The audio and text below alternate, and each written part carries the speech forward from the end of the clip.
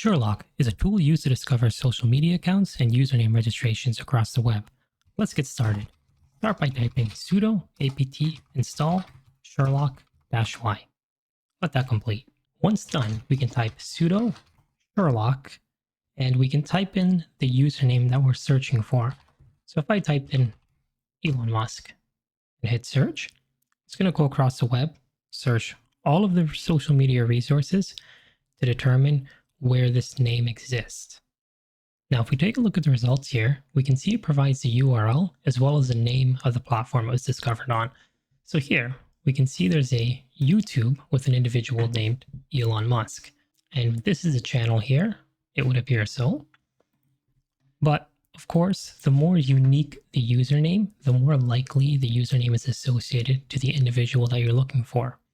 So if we did another search here, sudo Sherlock CyberOpposition, and we can hit enter. And here are the results here. We can see that there's a YouTube link and even try hack me. So let's take a look at this.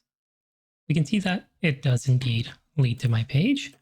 And if we open up another one for try hack me, there's that try hack me account there, although there's nothing on it.